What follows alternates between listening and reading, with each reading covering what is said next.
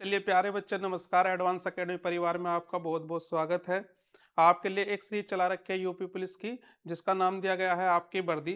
तो रीजनिंग की class, math की क्लास और जीएस की क्लास आपके लिए प्रोवाइड कराई जा चुकी हैं। और आज पहली क्लास भी उसमें डल चुकी है, जो कि यूपी स्पेशल की क्लास है, जिसको राहुल सर करा रहे हैं। कंप्लीट यूपी स्पेशल की क्लास कराई जाएगी। बाकी सारी क्लासेस आपके लिए कंप्लीट होंगी। तो आप लोग बहुत समय से कह रहे हैं कि सर हिंदी की शुरुआत की जाए, तो हिंदी की शुरुआत करते हैं। परंतु हिंदी की शुरुआत करने से पहले बहुत सारी चीज़ें जानेंगे और फिर एक एक करके सारे चैप्टर को कंप्लीट करेंगे। और उसके साथ में जितने भी हम चैप्टर करते हुए चलेंगे, उन सभी के क्वेश्चंस भी लेकर के चलेंगे। जैसे हम देखते, थोड़ा सा समझिए। देखिए, पहले हम हिंदी के छोटे से एक सिलेबस पे निगाह डाल लेते हैं। जैसा कि हमने देख रहे हैं यहाँ पे कि हमारे पास में एक टॉपिक है भाषा, फिर हमारे पास में है भाषा, हिंदी की भाषा, वर्ण विचार, हिंदी वर्णमाला, स्वर, व्यंजन, संधि, उपसर्ग, प्रत्यय, संज्ञा, सर्वनाम, क्रिया विशेषण, क्रिया विशेषण। देखिए, कारक, समास, चिन्ह, लिंग, वचन, कारक, रस, छंद, अलंकार, शुद्ध वर्तनी, अव्यय, निपात, विकारी। और कुछ इसमें शब्द और होते हैं, जैसे कि आपके तत्सम शब्द, तद्भव शब्द, रूढ़, यौगिक और संकर, योग रूढ़, ऐसे बहुत सारे शब्द होते हैं, उनको भी करेंगे इसके अंदर। फिर हमारे पास में कुछ वोकेब टाइप के हो जाते हैं, जैसे कि हम करें विलोम शब्द, पर्यायवाची, अनेकार्थी, एकार्थी। उसके बाद में मुहावरे, हिंदी, गद्य, पद्य, रचनाएं। ये साहित्य का छोटा सा भाग है, तो इसको थोड़ा सा समझते हैं। मोटा मोटा ये चीज होती क्या है, देखिए। अगर हम यूपी पुलिस की बात करें, तो यूपी पुलिस में आपको पढ़ने से पहले ये पता होना चाहिए कि यूपी पुलिस में जो हिंदी का सिलेबस होता है, उस हिंदी के सिलेबस से 37 क्वेश्चन आते हैं। कितने क्वेश्चन आते थे? 37 क्वेश्चन आते हैं। और इन 37 क्वेश्चनों को आपको करने का तरीका पता होना चाहिए। जैसा कि मैं पहली एक क्लास में बता चुका हूँ, ग्रामर से लगभग 16 से 18 के करीब में क्वेश्चन आते हैं। उसके बाद में आपकी एक वोकेब होती है, उस वोकेब के अंदर लगभग 7 से 8 क्वेश्चन होते हैं। फिर एक साहित्य का पार्ट होता है, यानी कि लिटरेचर, हिंदी साहित्य। अगर इस हिंदी साहित्य की बात करें तो 4 से 5 क्वेश्चन लगभग इसके होते हैं। और एक होता है हमारे पास में गद्यांश, जिसमें कभी गद्यांश 4 नंबर का तो कभी 5 नंबर का आता है। तो ओवरऑल अगर हम हिंदी की बात करें, तो हिंदी को इन पार्ट में डिवाइड कर दिया जाए, तो लगभग 37 क्वेश्चन आपके हिंदी में आते हैं यूपी पुलिस में। 35, 36, 37, 38 ऐसे क्वेश्चन आपके बन जाते हैं। अगर हम ग्रामर की बात करें, तो संज्ञा, सर्वनाम, क्रिया विशेषण, कारक, रस, छंद, अलंकार ऐसे चैप्टर आते हैं। वोकेब की बात करें, जैसे विलोम शब्द हुआ आपका, पर्यायवाची हुए, मुहावरे हुए, एकार्थी, अनेकार्थी, इस तरीके के जितने भी आपके चैप्टर होते हैं वो सभी इसके अंदर आते हैं। साहित्य की बात करें, तो जैसे कवि, रचना, लेखक, इस तरीके के क्वेश्चन होंगे। और गद्यांश आप जानते हैं, एक पैराग्राफ में आता है, जिसके 4 या 5 क्वेश्चन आपसे पूछे जाते हैं। ठीक है। अब होता क्या है कि बच्चे सिलेबस को कंप्लीट करते करते इस पे तो पूरा ध्यान देते हैं, इन पे नहीं देते हैं। बट ध्यान रखें कि सिलेक्शन के लिए ये भी बहुत इंपॉर्टेंट है। इनको भी करेंगे एक एक चैप्टर करके। कैसे करने वो भी मैं बताऊंगा, कि सही टाइम में 3 से ढाई 3 महीने के अंदर ओवरऑल हिंदी कैसे कंट्रोल हो जाए, और आपके लगभग 37 में से 34 प्लस क्वेश्चन ठीक हो जाए। ऐसा आपका एक टारगेट होना चाहिए। ठीक है। अगर हम सिलेबस के अकॉर्डिंग बात करें, तो हमने 2-3 बार बातें कर ली है वीडियो के अंदर। आज से क्लास जो आपकी स्टार्ट हो रही है, सिलेबस के अकॉर्डिंग हो रही है। और इस सिलेबस पे हम छोटी सी एक बात करते हैं, जैसे कि हम पहला चैप्टर लेके चलेंगे इसमें वर्णमाला, और वर्णमाला में भी वर्णों का विचार। ठीक है। चलिए, देखिए। अगर हम हिंदी की क्लास की शुरुआत करें, तो हम पहली बात जानते हैं हिंदी। अच्छा, एक बात छोटी सी समझो पहले। हम जब एग्जाम की प्रिपरेशन करते हैं, यानी कि एग्जाम की जब तैयारी करते हैं, तो उसमें दो तरीके के सब्जेक्ट होते हैं। एक तो होता है हमारे पास में भाषा से रिलेटेड, जैसे कोई बच्चा इंग्लिश की तैयारी करता है, कोई हिंदी की तैयारी करता है। यूपी स्टेट का अगर कोई एग्जाम देगा, तो उसके लिए हिंदी मोस्ट इंपॉर्टेंट है। सेंट्रल गवर्नमेंट का अगर कोई एग्जाम देगा, तो उसके लिए इंग्लिश। परंतु दोनों को अगर देखा जाए, तो अपने आप में दोनों भाषाएं हैं। बाकी जैसे मैथ की और बाकी जैसे रीजनिंग के सब्जेक्ट की बात करें, तो वो कहीं ना कहीं कैलकुलेटिव हो जाते हैं। इसमें थोड़ा लर्निंग पोर्शन भी है, और थोड़ा सा कॉन्सेप्चुअल समझने वाली भी पार्ट है। तो इनके बारे में बात करें, जैसे देखिए, हिंदी की अगर हम बात करें, तो हिंदी की बैकबोन कहा जाता है किसको? वर्णमाला को। ठीक है जी।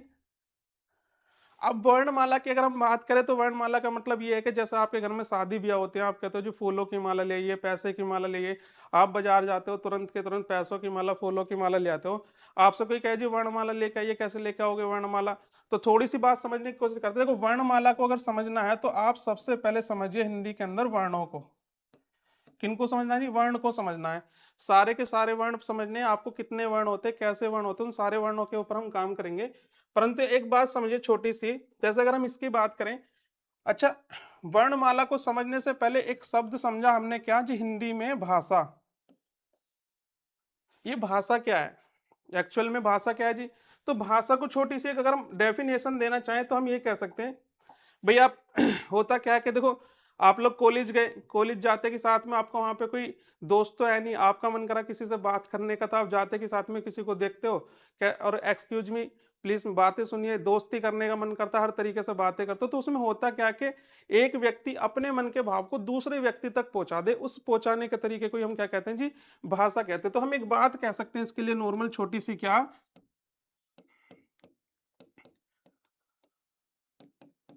अपने मन की बात को दूसरे व्यक्ति तक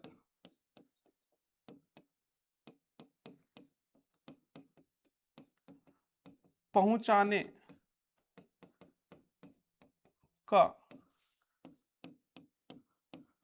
तरीका या माध्यम कह सकते हो, तरीका भाषा कहलाता है।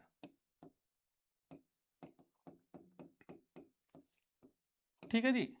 अब देखो, मैं वर्णमाला में वर्ण पढ़ाने से पहले इसकी बातें क्यों कर रहा हूँ कि हम भाषा क्यों पढ़ रहे हैं? भाई आपको ये तो पता हो कि आप लोग हिंदी पढ़ रहे हो, हिंदी एक भाषा है, और भाषा किसे कहते हैं, भाषा के कितने प्रकार होते हैं, भाषा को समझ तो लो पहले। ये सारी चीजें तो आप समझ जाओगे और ये पढ़ ही रहे हो। अगर हम बात करें भाषा क्या होती है, भाषा अपने मन की बात को दूसरे व्यक्ति, यानी कि दूसरे व्यक्ति तक पहुंचाने का जो तरीका होगा, जो आपका माध्यम होगा, उसी को क्या कहेंगे जी? हम भाषा कहेंगे। कैसे? अगर हम ये कहने लगे भाई एक व्यक्ति है इस तरीके का वो मुंह का बहुत फट है, मतलब कुछ भी मन में है बोल देता है, तो उसने अपने मन की बात को दूसरे व्यक्ति तक पहुंचा दिया। एक व्यक्ति है वो शर्मीला टाइप का, वो किसी से मतलब कुछ कह नहीं पाता है। आपने शादी ब्याह में देखा होगा, बहुत से तत्व ऐसे भी हैं जो किसी को देखा और एक 10 के नोट या 20 के नोट पर अपना कॉन्टेक्ट नंबर लिखा, नाम लिखा, और किसी बच्चे को देते हैं, पकड़ा देते हैं। अब वो हुआ क्या कि एक व्यक्ति ने, मान के चलो ये कोई एक व्यक्ति है, इस दूसरे व्यक्ति तक इसने अपने जो मन की बात है, मतलब इस व्यक्ति के मन में कुछ बात आई और इसे इस तक पहुंचानी है। एक तो क्या करेगा भाई, सीधा सा काम करा, जाएगा और उससे बात करेगा। एक दूसरा क्या करेगा, एक किसी चीज पर लिख कर दे देगा। तो दो माध्यम हुए।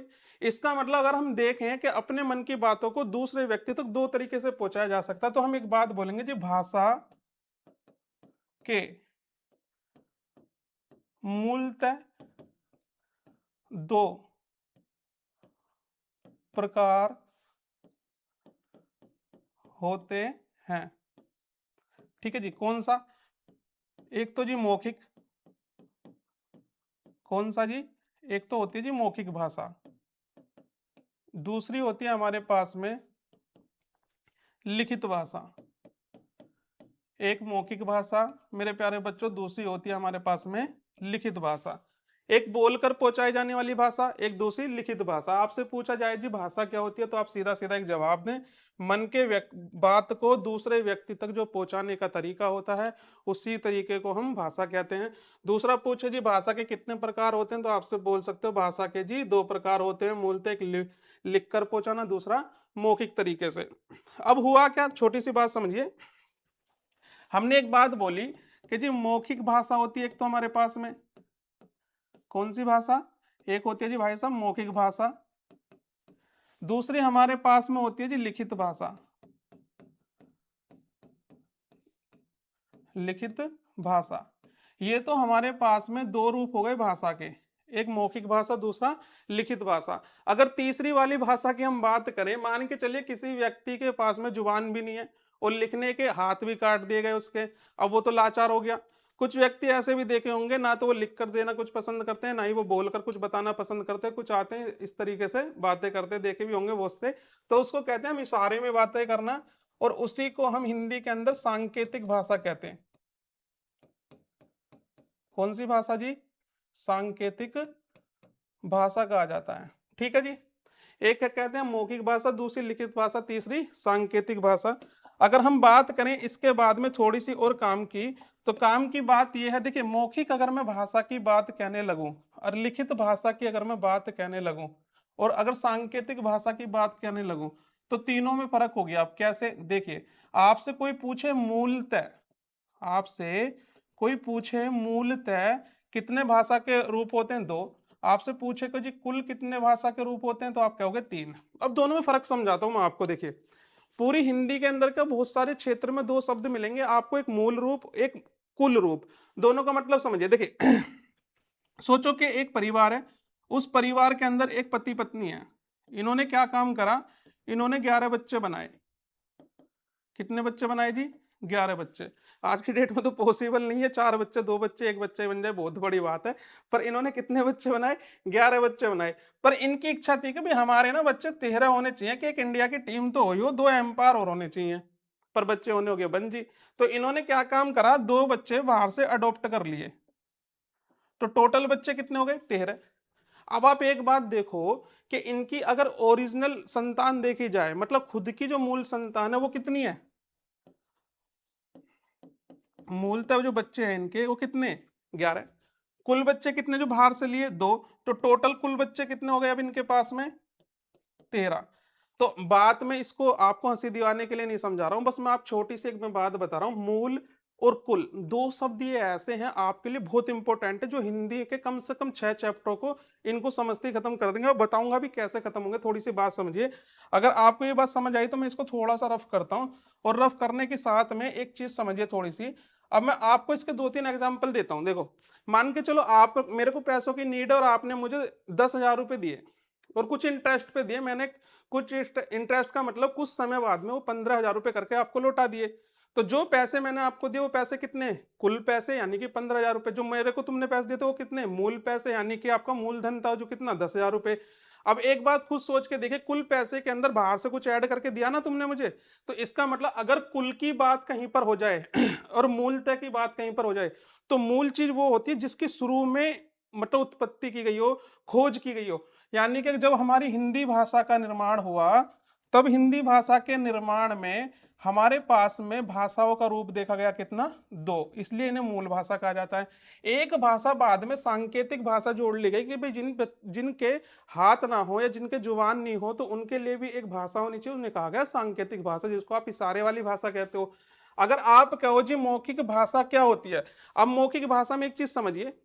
मैंने आपके सामने राम बोला, मैंने उसके बाद में कै बोला, मैंने कोई गाना सुनाया, आपको कब समझ में आई भाई, आपको कब बात समझ में आई कि मैंने कुछ बोला, आपको तब बात समझ में आई जब मेरे मुंह से निकलने वाली ध्वनि आप तक पहुंची। तो इसका मतलब एक बात पता लगी, जो ये भाषा होती है यानी कि मौखिक जो भाषा होती है, उस भाषा को शुरू करने के लिए मतलब एक छोटी सी बात और बताता हूं मैं।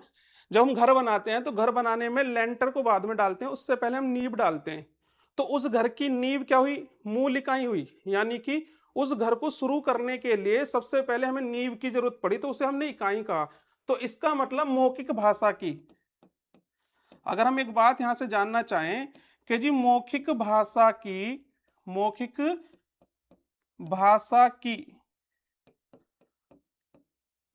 मूल ना कहकर ये भी कह सकते हो मौखिक भाषा की छोटी इकाई। आप बहुत सुनते भी हो गए एग्जाम में और प्रैक्टिस क्वेश्चनों के अंदर, मौखिक भाषा की छोटी इकाई क्या होती है। तो आप ये कह सकते हो मौखिक भाषा की छोटी इकाई जो होती है, जो वो ध्वनि होती है। क्यों होती है, अगर आप भाषा के किसी भी रूप को प्रयोग करते हो, अगर आप भाषा के किसी भी रूप को प्रयोग करते हो, तो उस रूप को प्रयोग करने में मेरे प्यारे बच्चों ध्वनि का प्रयोग किया जाता है। ये बात समझ आई।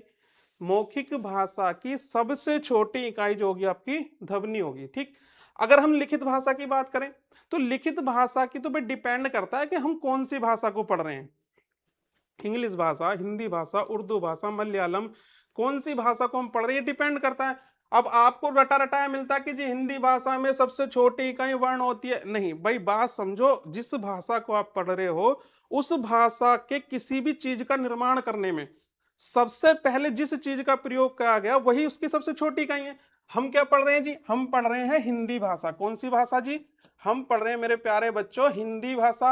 और इस हिंदी भाषा को जो हम पढ़ रहे हैं, तो इस हिंदी भाषा को बनाने में, हिंदी भाषा को बनाने का मतलब ये हुआ, हिंदी भाषा में शब्द बने, वाक्य बने, पद बने, पद्यांश बने, कुछ भी बने, तो उसको बनाने के लिए आपको किस चीज की जरूरत पड़ी, जी हमें पड़ी जी वर्णों की जरूरत, किसको हुई जी? वर्णों की। बात समझ आई?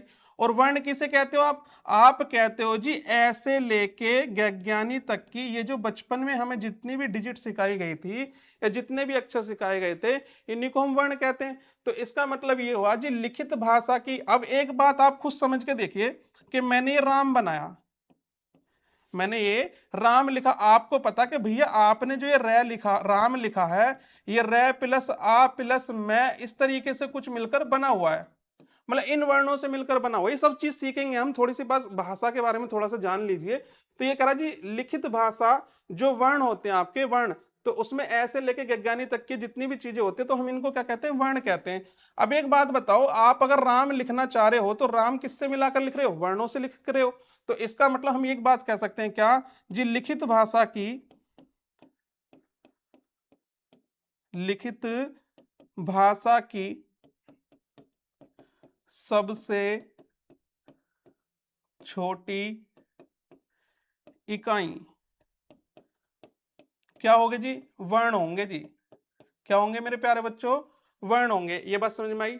यानी कि लिखित भाषा की सबसे छोटी इकाई अगर आप पूछे, वर्ण होंगे। और लिखित भाषा में भी सुनिए, हिंदी लिखित भाषा की, हिंदी की लिखित भाषा, ठीक है? ये नहीं करना कि रट्टाफिकेशन कुछ भी मिल रहा भाई उसे पढ़ रहे हो, ऐसे नहीं करना। बात को समझिए, मेरे कहने का मतलब ये है कि तरीके से आपके चीजों को पढ़ना है। कैसे? आपसे अगर कोई पूछे मौखिक भाषा, पहले तो पूछे भाषा क्या है, तो आप ये कहोगे जी अपने मन के विचारों को दूसरे व्यक्ति तक पहुंचाने का जो तरीका होता है उसी को हम भाषा कहते हैं। फिर आपसे पूछे जी भाषा के कितने रूप होते हैं, तो आप कहिए जी भाषा के 2 रूप होते हैं मूलतः। कुल रूप कितने होते हैं? 3। पहले 2 पूछे तो मौखिक भाषा, और मौखिक भाषा को शुरू करने के लिए ध्वनि की जरूरत पड़ती है, यानी कि साउंड की जरूरत पड़ती है। जब हम कुछ बोलते हैं दूसरा व्यक्ति जब पता करता है जी ध्वनि में ये बोला गया है, तो उसी को हम कहते हैं मौखिक भाषा। अगर आपसे पूछे जी लिखित भाषा क्या होती है, तो लिखित भाषा का मतलब ये हुआ कि जितनी भी हिंदी को चीजों को बनाने के लिए प्रयोग की जाती हैं तो जी उनको वर्ण कहते हैं। तो इसका मतलब हिंदी भाषा की जो सबसे छोटी इकाई हुई वो वर्ण हुए, ठीक है, जिनको हम ऐसे लेके गज्ञानी तक के अक्षर भी कह देते हैं। अक्षर कब कहते हैं, वर्ण कब कहते हैं, वो सारी चीजें भी हम सीखेंगे। फिलहाल हम इसके बारे में जाने। अगर सांकेतिक की बात करें तो ये सांकेतिक का मतलब होता है जी इशारे में की गई बातें,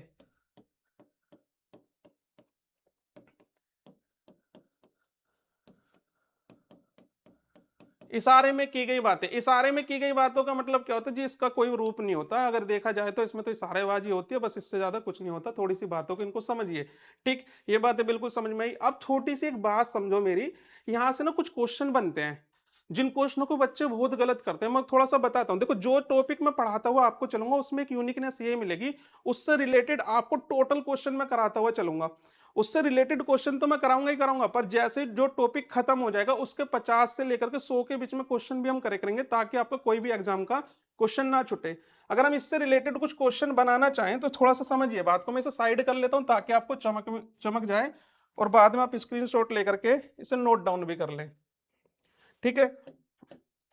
देखिए, अब मैं यहां से इससे रिलेटेड थोड़े से क्वेश्चन बनाता हूं, ठीक है? थोड़ी सी समझिए बात को। पहला क्वेश्चन ये लीजिए, ये करा जी भाषा की सबसे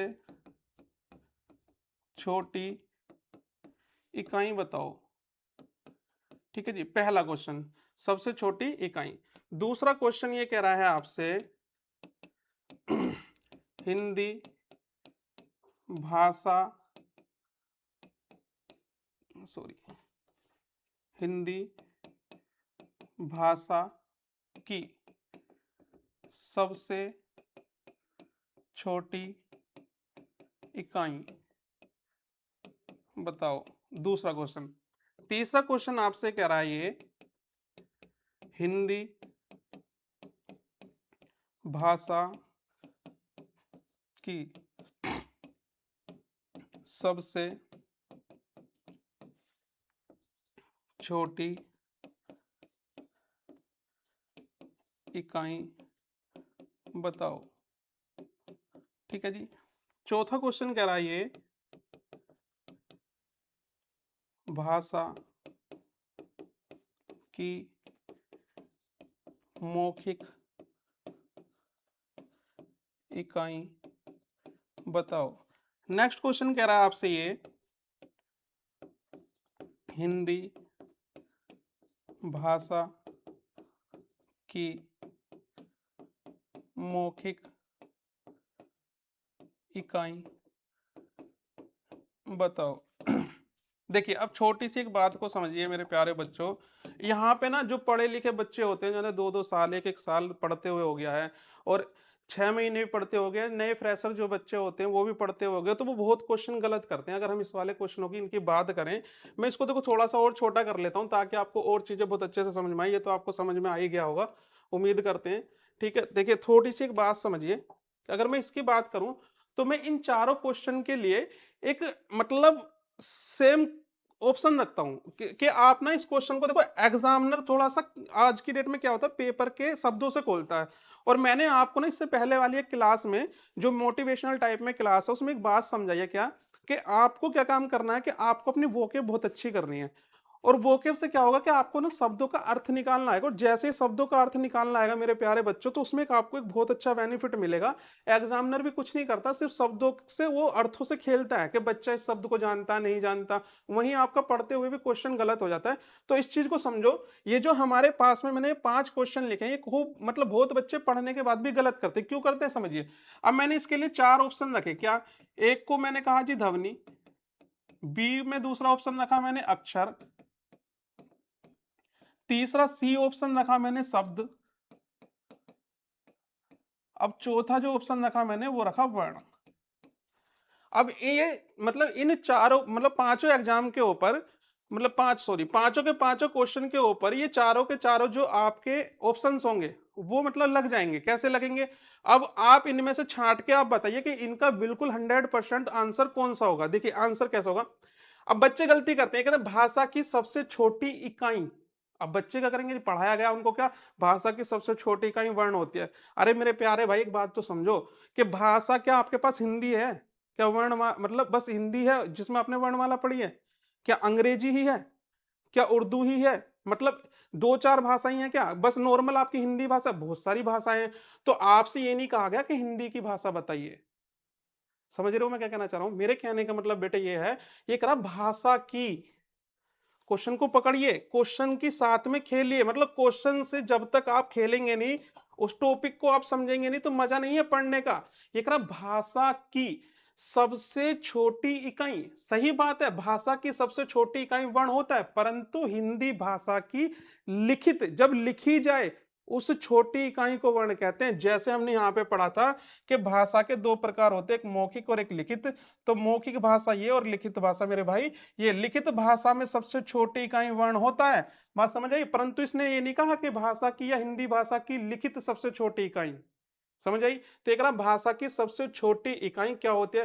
तो जी भाषा सबसे पहले बोली जाती है, जब आपके कानों तक कोई साउंड आता है तब उसको आप लिखते हो। तो भाषा का सबसे छोटा जो रास्ता होता है, सबसे पहला जो माध्यम होता है, सबसे पहली जो पीढ़ी होती है, सबसे पहली जो इकाई होती है, उसको हम कहते हैं मेरे बच्चों ध्वनि। तो इस वाले क्वेश्चन का पहला आंसर होगा ध्वनि। जब आपसे पूछा जाए भाषा की सबसे छोटी इकाई बताइए, तब आप आंसर लगाओगे उसका ध्वनि। अगला करा हिंदी भाषा की, हिंदी भाषा की। देखिए अब उसने कहा हिंदी भाषा की सबसे छोटी इकाई, ना तो उसने अभी भाषा के किसी रूप के बारे में बात करा। भाषा के रूप का मतलब ना तो उसने मौखिक रूप का, ना लिखित रूप का, ना सांकेतिक रूप का बात करा। तो करा भाषा की सबसे छोटी इकाई, भाषा तो मतलब कई रूप में हो गई, पर भाषा का पहला माध्यम क्या है। मैं आपसे कहता हूं जी लिखो, सपना चौधरी का गाना मैं गा रहा हूं, आप लिखो जी ठेके वाली गली में है घर मेरे यार का। आप कब लिखोगे, जब मैं बोलूंगा इस गाने को, जो आपके आपके कानों तक मेरा साउंड आएगा तभी तो लिखोगे। आपको क्या पता नहीं क्या लिखना है। तो इसका मतलब भाषा की सबसे छोटी इकाई अगर आपसे पूछे, चाहे वो हिंदी की पूछे चाहे किसी की भी, तो भी मेरे बच्चे क्या होगी, ध्वनि होगी। अगला देखिए ये करा हिंदी भाषा की सबसे छोटी इकाई। अच्छा हिंदी भाषा की सबसे छोटी इकाई, अच्छा ये एक जैसा हो गया, सॉरी, ये ऐसे होना चाहिए था हिंदी भाषा की सबसे छोटी, यहां लिख देता हूं मैं सबसे छोटी, इधर ही ब्रैकेट में लिख देता हूं लिखित इकाई। अगर ये कहता, अगर ये कहता अब भाषा की, हिंदी भाषा की सबसे छोटी लिखित इकाई, अब थोड़ा सा मतलब क्वेश्चन चेंज हुआ। अब इसने डायरेक्ट कहा जी लिखित इकाई, तो आप समझ गए जी भाषा के तो 2 रूप थे, एक मौखिक एक लिखित। तो लिखित रूप में क्या आता है, वर्ण आता है। अब आंसर होगा आपका वर्ण, क्योंकि अब उसने कहा है भाषा की जो सबसे छोटी इकाई है वो भी हिंदी की, वो भी लिखित रूप में, तब वर्ण है। अगला क्वेश्चन कह रहा है जी, ये कह रहा भाषा की मौखिक इकाई बताइए। तो जी भाषा कोई भी हो, उससे पहले बोला ही जाएगा और बोलने पर सबसे पहले निकलती है ध्वनि। तो इसका मतलब क्या हुआ, तो जी यहाँ पे भी भाषा की सबसे छोटी इकाई आपकी ध्वनि होगी मेरे प्यारे भाई। अब दूसरी समझिए, हिंदी भाषा की मौखिक इकाई कहे तो भी एक ही बात है, या भाषा की सबसे मतलब भाषा की मौखिक इकाई कहे तो भी एक ही बात है, क्योंकि बोली तो सारी भाषा ही जा रही है और बोलने पर ध्वनि आपकी निकलती है। ठीक है, तो इसका मतलब इस पांचों क्वेश्चन से ज्यादा भाषा के ऊपर इस प्रकार से क्वेश्चन बनेंगे नहीं। तो यानी कि आपको उम्मीद करते हैं कि ये चीजें आपको बहुत अच्छे से समझ में आई होंगी। आई, चलो देखिए जी, आगे को छोटी सी एक बात देखते हैं। नेक्स्ट, अब यहां से छोटी सी बात क्या हो सकती है, देखिए यहां से बात ये हो सकती है, आपसे ये पूछ सकता है जो भाषा शब्द है, जो आपका भाषा शब्द है, तो ये आपसे पूछ सकता है जी, संस्कृत होती है ना आपकी, संस्कृत यानी कि भाषाओं की जननी भी कह देते हैं इसको। जो संस्कृत आपके पास में होती है, उस संस्कृत के पास में अपना एक रूप होता है जिसको हम कहते हैं धातु रूप। और धातु रूप के अंदर एक शब्द लिखा है भास। इसे भी बाद में पूरा पढ़ेंगे डीपली क्या है ये। इसी भास से एक शब्द बना है भाषा। ठीक है जी, अगर यहां से क्वेश्चन पूछने लगे तो आप इसको बता सकते हो। जो ये है, इसी से इसका अर्थ होता है, भास का ही अर्थ होता है क्या जी, भाषा। ठीक है जी, जिसका मतलब क्या होता है, बोलना और कहना। ठीक है जी, अगर आपसे पूछने लगे जो भाषा शब्द है, आपसे अगर ये पूछने लगे भाषा शब्द क्या है, तो आप ये कह सकते हो जी, जो संस्कृत भाषा होती है उसके धातु रूप से हमने भाष शब्द लिया है, वहीं से भाषा शब्द का अर्थ बना है, जिसका अर्थ होता है अपने आप में बोलना और कहना। ये छोटी सी बात थी, ये मैंने बता दिया आपको, अगर नहीं मिलती कहीं पे इसलिए आपको बता दी गई है। चलिए जी, अगला देखते हैं। छोटी और थोड़ी सी बात समझिए, वर्णमाला पढ़ेंगे बहुत, मतलब मैं ये कह रहा हूं बहुत अच्छे तरीके से पढ़ेंगे। ऐसी वर्णमाला पढ़ेंगे कि एक बार पढ़ोगे खत्म हो जाएगी, पर थोड़ा उससे पहले आप प्रिपेयर हो जाइए कि हमें पढ़ना कैसे होता है, क्या पढ़ते हैं, थोड़ी सी बात समझिए। ये कह रहा जी, ध्वनि के, ये कह रहा ध्वनि के लिखित जो रूप होगा, ध्वनि का या ध्वनि के लिखित रूप को, देखिए ये कह रहा ध्वनि के लिखित रूप को, मैंने एक लाइन लिखी, ध्वनि के लिखित रूप को वर्ण कहा जाता है। ध्वनि का प्रयोग पहले होता है, तब उसको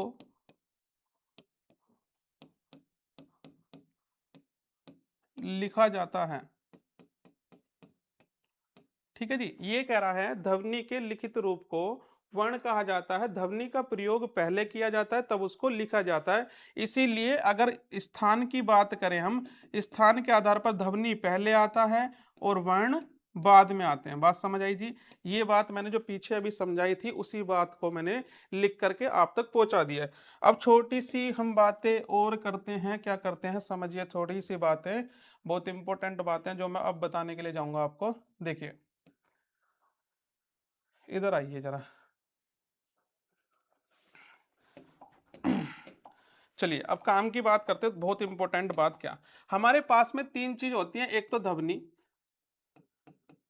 ठीक है, एक हमारे पास में होती है वर्ण, एक हमारे पास में होता है अक्षर, और एक अगर हम जोड़ना चाहें तो इसमें अभी जोड़ सकते हो आप शब्द को। ये मोस्ट इंपोर्टेंट, जिसने इस चैप्टर के अंदर मेरी इस बात को समझ लिया, इसका मतलब उसने बहुत कुछ चीजें समझ ली। अगर ध्वनि की बात करें तो आप बहुत अच्छे तरीके से आप जान चुके हो क्या जी, ध्वनि क्या होती है। जब हम कुछ चीज बोलते हैं दूसरे के कानों तक वो आवाज जाती है, साउंड जाता है, उसी को हम ध्वनि कहते हैं। और भाषा को दूसरे व्यक्ति तक पहुंचाने का सबसे पहला रास्ता ही ध्वनि होता है। जब तक हम कुछ बोलेंगे दूसरे व्यक्ति तक वो बात पहुंचेगी नहीं। ठीक, दूसरा रास्ता हम जान चुके हैं जी। एक हमारे पास में वर्ण होता है, क्या हो जाती है, दूसरा रास्ता हमारे पास में एक हमारा वर्ण हो जाता है। यानी कि वर्णों से ही, यानी कि ऐसे लेके गज्ञानी तक की जितनी भी हमने डिजिट पढ़ी है बचपन में, इन्हीं सबको हम वर्ण भी कहते हैं। अब थोड़ी सी बात आ जाती है, क्या जी, एक तो हमारा वर्ण, दूसरा हमारा अक्षर, के इनमें अंतर क्या है। देखिए, अगर मैं इनकी बात करने लगूं, अब बात आती है ये वाली कि जी वर्ण और अक्षर में अंतर क्या है। तो बहुत बच्चों के डाउट होते हैं जी, ये बता दो वर्ण और मतलब बच्चों में, सॉरी, वर्ण और अक्षर में अंतर क्या होता है। अब मैं बताता हूँ वर्ण और अक्षर में अंतर क्या होता है। देखिए, मान के चलो, इधर आइए। एक परिवार है, वही इनके पास में क्या है कि जी 11 बच्चे, बहुत बढ़िया। आपने देखा जी 5 बच्चे एक और 6 बच्चे एक। अब मैंने ये 5 और 6 बच्चे क्यों लिखे, समझिए। ये 5 बच्चे अच्छे हैं और ये 6 बच्चे बुरे हैं, ऐसा कुछ है, पहली बात।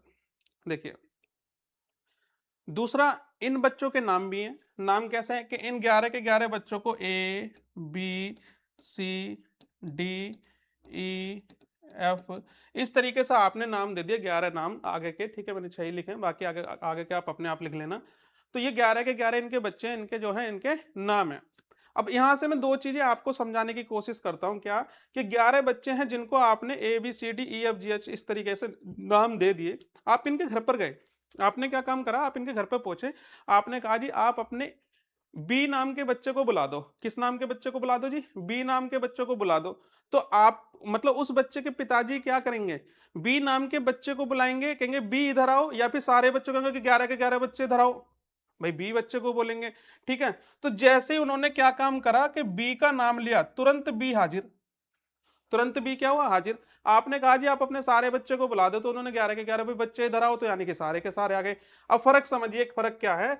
अगर हम हिंदी के अंदर, अगर हम इस वाली हिंदी के अंदर वर्ण की बात करते हैं, तो ऐसे लेकर के ज्ञानी तक की जितने भी ये डिजिट होती है, इन सभी को हम वर्ण कहते हैं। परंतु आपने पर्टिकुलर ये कहा कै कबूतर, क्या कहा जी, कै कबूतर। जैसे ही आपने इसका नाम लिख दिया, और नाम लिखने पर इसकी क्या बन गई जी, पहचान बन गई। क्या बन गई, एक पहचान बन गई। तुरंत आपने कहा जी कै अक्षर हो गया वो, तुरंत क्या हुआ, कै अक्षर हो गया। यानी कि पर्टिकुलर अगर किसी एक वर्ण की बात की जा रही है, तो वो अक्षर हो गया। वर्ण तो है ही है, परंतु वो अक्षर हो गया क्योंकि उसका नाम रख दिया गया। दूसरी बात आप समझिए, इसी कै को हम कै बोलते हैं, यानी कि आगे कै का साउंड और पीछे ए का साउंड, कै। अगर हम किसी व्यंजन को जब इससे स्वर निकाल लेते हैं, तो उसके नीचे ऐसा डंडा लगा देते हैं, इस लगने वाले डंडे को जी हलंत कहते हैं। इसका मतलब होता है, ये हलंत जिसके भी नीचे लग जाए, मेरे प्यारे बच्चों, ये हलंत जिसके भी नीचे लग जाए, वो वर्ण ऑटोमेटिक आधा हो जाता है, यानी कि वो व्यंजन आधा हो जाता है। अब एक बात समझो, ये ए तो यहां पर भी वर्ण है, यानी कि यहां पे स्वर है, तो यहां पर भी वर्ण है। परंतु ये जो कै है ना, तो ये कै टूटने पर कुछ भी नहीं है, जब इस कै के साथ में स्वर जाएगा तब ये क्या बन गया, वर्ण बन गया। और वर्ण के साथ में इसका नाम हुआ, तब ये क्या बन गया, अक्षर बन गया। तब एक बात समझ में आई, क्या जी, हम इसको अक्षर कह रहे हैं और इनको वर्ण कह रहे हैं। क्यों कह रहे हैं, क्योंकि वर्ण जो खंडित होते हैं, परंतु अक्षर खंडित नहीं होते। दूसरी बात का मतलब हुआ, इनके खंड नहीं होते। समझ आई जी। इसका मतलब ये हुआ जी, अक्षरों के अपने पर्टिकुलर नाम होते हैं, और अक्षरों के जो है क्या है, खंड नहीं किए जा सकते। अगर खंड कर दिए तो फिर उनका कोई अर्थ नहीं बचता, यानी कि उनका कोई नामकरण नहीं बचता, उन्हीं को हम अक्षर भी कहते हैं, ठीक।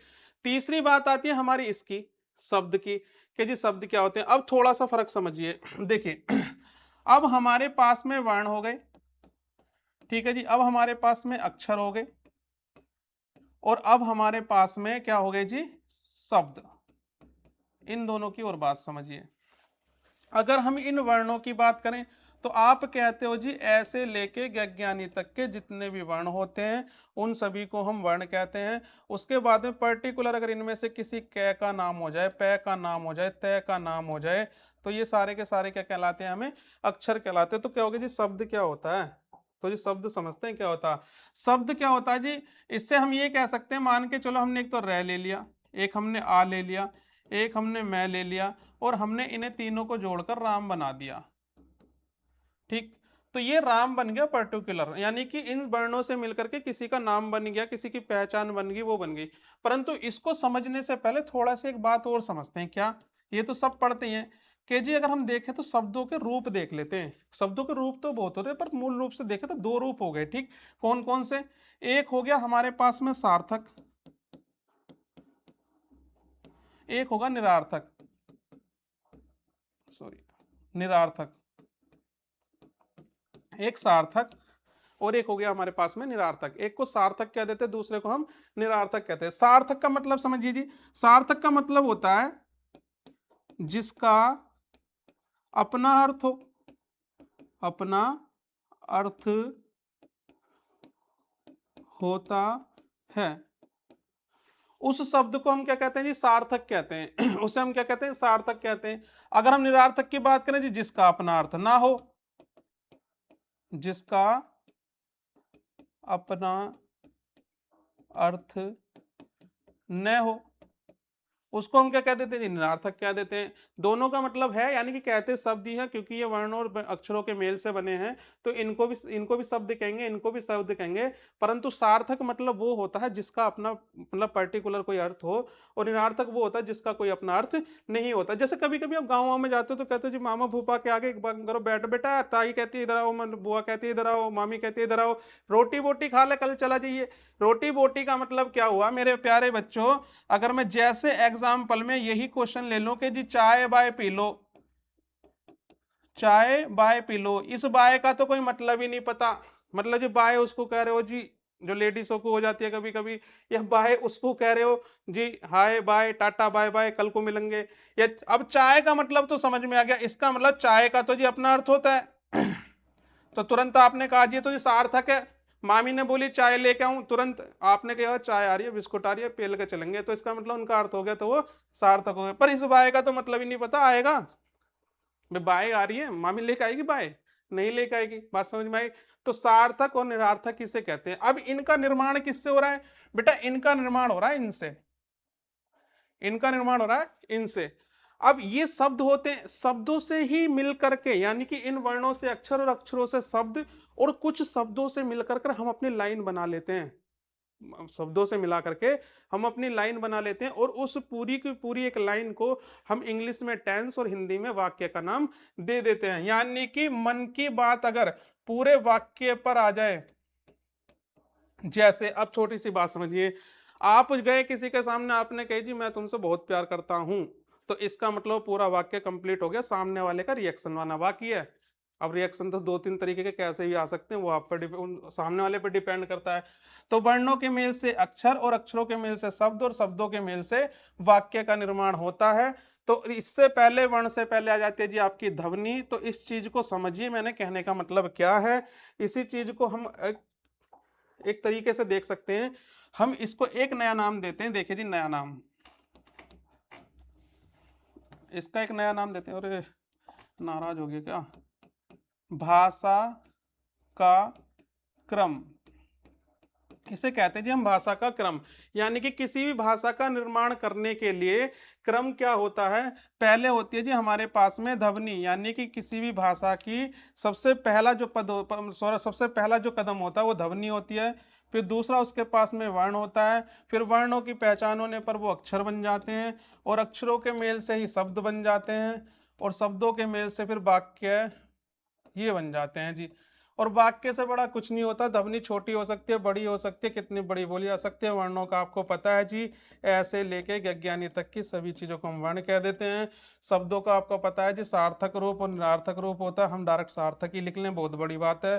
तो सार्थक मतलब होता है जी जिसका अपना अर्थ हो, और इन्हीं सार्थक शब्दों के मेल से फिर बहुत बड़े बड़े वाक्य बन जाते हैं, जिनको आप पुस्तक के रूप में भी देखते हैं और एक लाइन के रूप में भी देखते हैं। ठीक है जी। तो अब आपसे एक बात पूछा जाए, पुस्तक से बड़ी चीजें कुछ नहीं होती, चाहे वो रामायण हो चाहे गीता हो आपकी, तो किसी भी भाषा की सबसे बड़ी इकाई क्या होती है जी? वाक्य होती है। तो यहाँ से क्वेश्चन क्या क्या बनते हैं समझिए जी।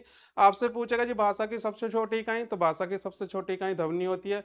आपसे पूछेगा जी लिखित भाषा की सबसे छोटी इकाई, तो आपसे हिंदी भाषा की लिखित भाषा की सबसे छोटी इकाई पूछे तो जी वर्ण होती है। आपसे पूछे भाषा की सबसे बड़ी इकाई क्या होती है, तो जी वाक्य होती है। ठीक है। देखिए अब हमने क्या क्या चीजें पढ़ी उससे रिलेटेड हम बातें कर लेते हैं एक बार 2 मिनट के लिए, क्योंकि रिवीजन करना क्लास का बहुत इंपॉर्टेंट होता है। चलिए, हमने यहाँ से पढ़ा था, हमने क्लास पहली शुरू करी थी, तो हमने पढ़ा था जी हिंदी भाषा, यानी कि भाषा क्या होती है हम समझ चुके थे, अपने मन के भाव को दूसरे व्यक्ति तक पहुंचाने का जो तरीका होता है उसे हम भाषा कहते हैं। ठीक। अगला हमने पढ़ा जी भाषा के तो जी मूल रूप से 2 भेद होते हैं और कुल रूप से 3 भेद होते हैं। मूल रूप से बात करें तो जी मौखिक, और अगला लिखित, तीसरा सांकेतिक। और मौखिक भाषा यानी कि मौखिक भाषा की सबसे छोटी इकाई ध्वनि होती है और लिखित भाषा की सबसे छोटी इकाई वर्ण होते हैं। ठीक। हम इन चीजों को पढ़ चुके हैं, इससे रिलेटेड हमने एक क्वेश्चन करके भी देखे थे। अगली हमने बातें पढ़ी जी भाषा, यानी कि भाषा शब्द क्या है, संस्कृत की जो धातु रूप होता है उसका भाष एक शब्द होता है, जिसका मतलब होता है बोलना या सीखना, वहीं से भाषा शब्द का निर्माण हुआ या वहीं से ली गई है। अगले की बात करें जी ध्वनि, वर्ण, अक्षर और शब्द, इनके रिलेटेड हमने बातें की थी, जिससे हमने एक सीक्वेंस बना करके देखा था ये वाला, कि सबसे पहले ध्वनि, वर्ण, अक्षर, शब्द और वाक्य होते हैं, और इसी को भाषा का क्रम भी कहते हैं। ठीक है। उम्मीद करते हैं आप लोगों को ये क्लास बहुत अच्छी लगी होगी। अच्छी लगी हो तो कमेंट करें, शेयर करें। अगर आप चाहते हैं, जैसा कि आप लोगों के रेगुलर मैसेज और कॉल आ रही थी कि सर हिंदी की लाइव क्लासेस करा दीजिए कंप्लीट, मैं कंप्लीट कराऊंगा, प्रॉमिस करता हूं आपसे। कुछ क्लास मतलब बाहर चल रही थी तो इसलिए ऑनलाइन नहीं आ पा रहा था, अब कंटिन्यू ऑनलाइन रहेंगे, आपके पास तक सारा सिलेबस पहुंचेगा हिंदी का। बट अगर आपको अच्छी लगी हो तो कमेंट करें, लाइक करें और शेयर करें।